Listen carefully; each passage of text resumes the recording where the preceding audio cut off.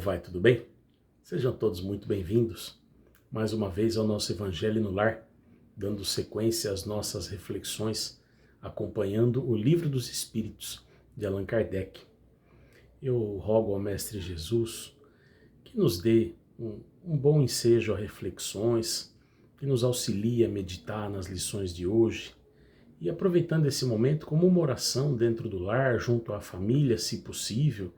Quem não puder estar junto à família, faça mesmo assim, mesmo que for em um cantinho, faça com o coração, que auxilia na proteção para nós, para os nossos, para o nosso lar, para os ambientes onde a gente estiver, não é? Os bons espíritos, os espíritos amigos, sempre estão presentes quando é feito o evangelho no lar, desde que seja, obviamente assim, se possível, que seja respeitado o mesmo dia e horário, para que eles assumam o compromisso de estarem conosco, para poder auxiliar nas mensagens, auxiliar na limpeza do ambiente psíquico da casa, a magnetizar aí o seu copo, a sua jarra de água. E que Jesus abençoe e proteja todos nesse momento, que a gente possa ter uma boa reflexão. Olá, amigos! Vamos então dar o prosseguimento aos nossos estudos sobre o Livro dos Espíritos. Estamos no capítulo 4, sobre a pluralidade das existências, e iniciaremos no item 196. Os espíritos, não podendo melhorar-se, senão suportando as tribulações da vida corporal, seguir-se-ia que a vida material seria uma espécie de cadinho ou depurador pelo qual devem passar os seres do mundo espírita para atingir a perfeição? Segue a resposta: sim, é bem isso. Eles se melhoram nessas provas evitando o mal e praticando o bem. Porém, é só depois de várias encarnações ou depurações sucessivas, num tempo mais ou menos longo e segundo os seus esforços, que eles atingem o objetivo pelo qual tendem. Segue também a questão 196A. É o corpo que influi sobre o espírito para melhorá-lo, ou o espírito que influi sobre o corpo? Resposta: teu espírito é tudo, teu corpo é uma veste que apodrece. Eis tudo. Além dessa resposta, também há alguns comentários feitos por Kardec que seguem abaixo. No suco da videira encontramos uma comparação material dos diferentes graus de depuração da alma. Ele contém o líquor chamado espírito ou álcool, mas enfraquecido por uma multidão de matérias estranhas que lhes alteram a essência. Depois de várias destilações, em cada uma da qual se depura de algumas impurezas, ele alcança a pureza absoluta. O alambique é o corpo, no qual ele deve entrar para se purificar. E as matérias estranhas são como o perispírito que se depura, ele mesmo, à medida que o espírito se aproxima da perfeição. Bom, sobre esse capítulo e sobre essas questões bem breves, é interessante nós ressaltarmos alguns pontos. Então, aqui essas questões elas falam, na verdade, em conclusão, sobre esse processo em que nós estamos, onde nós estamos nessa caminhada, pensando uma caminhada longa, desde que nós fomos criados, simples, ignorantes, e aí, a partir do momento que nós começamos a adquirir experiências, começamos a progredir, nós vamos caminhando nessa evolução contínua que todos nós temos uma trajetória e, claro, cada um está tendo a sua experiência da sua melhor forma e há velocidades diferentes de se atingir o que nós chamamos de perfeição.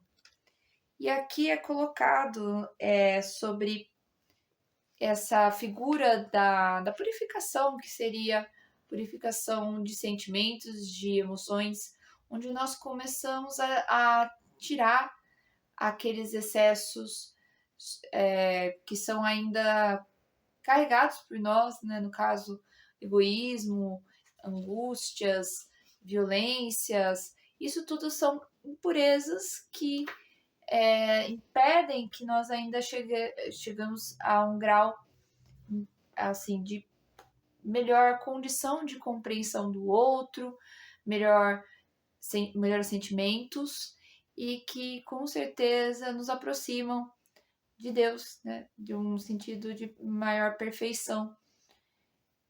É interessante também nós ressaltarmos que na pergunta 196A, quando é questionado o que influi, né, no caso aqui, é o espírito influindo sobre a matéria ou o corpo que desperta essa necessidade de progressão, de melhoria no espírito. E é colocado de forma bem direta que, na verdade, é o espírito que conduz esses processos de melhoria. E frequentemente nós nos preocupamos muito com a nossa saúde, no ponto de vista do nosso corpo físico, com as necessidades do corpo material, e nos esquecemos que esse tempo que nós temos das encarnações, que é um tempo curto, ele deve ser melhor aproveitado para um avanço moral, para um avanço no sentido de nós como espíritos que vamos continuar essa caminhada.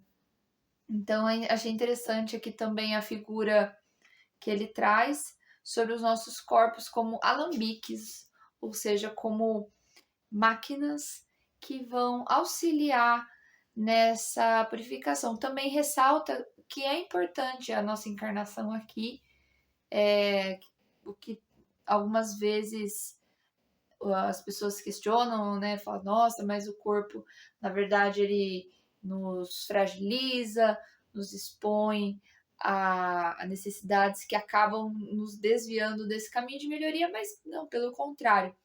É a partir das experiências aqui, a partir das nossas provas, que nós estamos passando, provas, né, no sentido de todos os dias nós temos situações que nos testam nos nossos aprendizados e nos nossos sentimentos, e que essas situações são realmente a chama, o maquinário que vai auxiliar nesse processo de crescimento. Então, são essas as palavras, as complementações que gostaríamos de trazer sobre esses dois itens. Continuemos com a leitura do livro 2, capítulo 4. Destino das crianças depois da morte. Questão 197. O espírito de uma criança, morta em tenra idade, é tão avançado como o de um adulto? Resposta. Algumas vezes, muito mais, porque pode ter vivido mais e adquirido maior soma de experiência, sobretudo se progrediu. Questão. O espírito de uma criança pode, assim, ser mais adiantado do que seu pai? Resposta. Isto é muito frequente. Vós mesmos não vedes isso muitas vezes na Terra? Questão 198. Pertence a uma categoria superior o espírito de uma criança que morreu em tenra idade, não podendo ter feito o mal? Resposta. Se não fez o mal, também não fez o bem. E Deus não o isenta das provas que deve suportar. Se é puro, não é porque é criança, mas porque progrediu muito. Questão 199.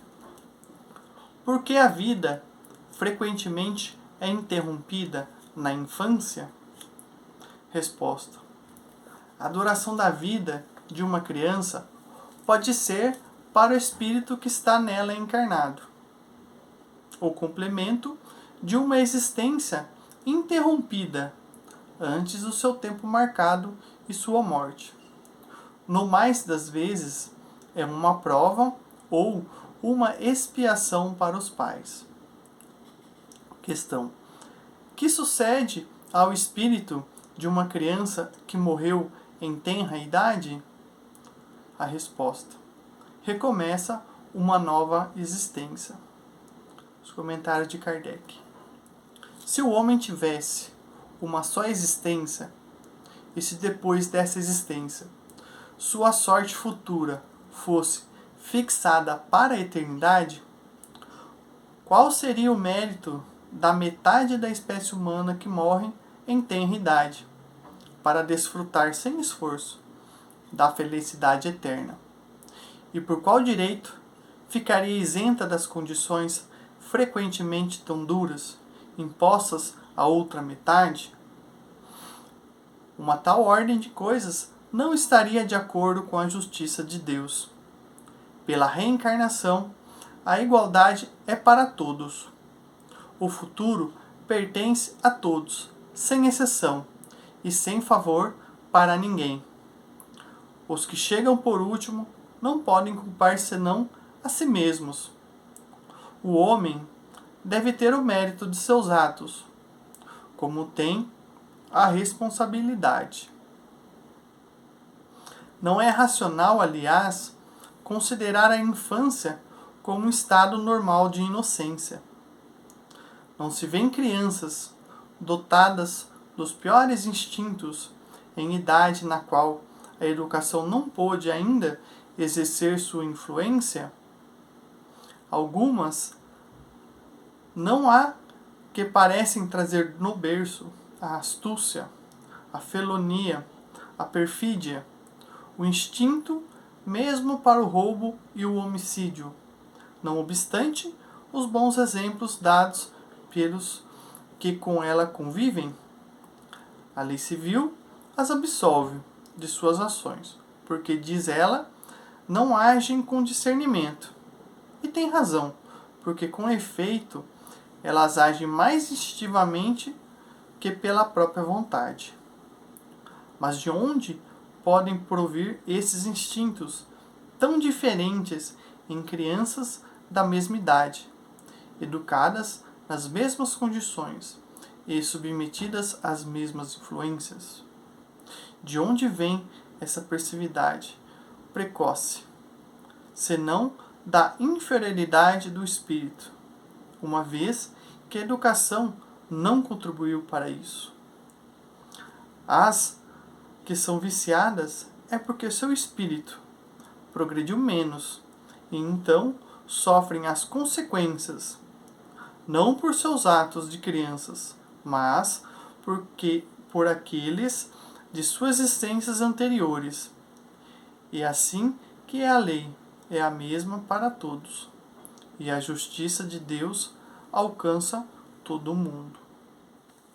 Como dito na passagem, né, sobre a questão das crianças depois da morte, né, a gente tem que lembrar que as crianças são irmãos encarnados como nós, né, e eles vieram para a Terra, né, para cumprir sua tarefa, sua missão, e a espiritualidade tem com ela e tem um programa, né, um cronograma que ela deve cumprir.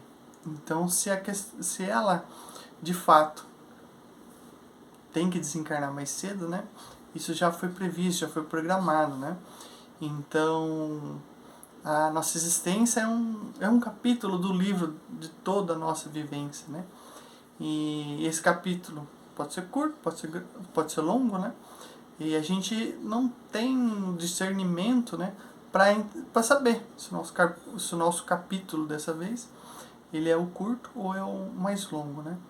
O importante é a gente sempre ter fé em Deus e tentar entender os desígnios da espiritualidade, porque a gente é muito pequeno ainda, né, para compreender toda essa complexidade. Mas ter fé que aquele que foi já cumpriu sua missão aqui junto conosco. Muito obrigado. Pois bem, essa foi a nossa reflexão de hoje. E eu gostaria de pedir a Deus nesse momento que nos abençoe, nos proteja, nos ilumine, nos oriente, nos dê paz e proteção, saúde, e que a gente não esteja alheio a esse amor, a essa proteção. Deus preparou tudo para nos receber, preparou tudo à nossa volta, mas nós somos, digamos, filhos rebeldes ou alunos rebeldes. Que o Senhor proteja a todos que estiverem podendo acessar esse vídeo em qualquer tempo. Que o Senhor proteja todos os nossos e os demais governantes em todas as esferas de governo. Que o Senhor proteja todas as nações que nesse momento se encontram em conflitos. E principalmente que o seu amor, que a sua luz, que a sua misericórdia alcance aqueles irmãos que estão carecendo de alimento, de abrigo, de agasalho, de água potável, de saneamento básico, de liberdade cultural, afetiva, religiosa, que vivem sob o jugo da tirania. Em todos os lugares impera a sua lei, ó Pai, mas a sua lei, que é de amor e de justiça, é regida pela misericórdia. Muito obrigado, Pai, e muita paz a todos.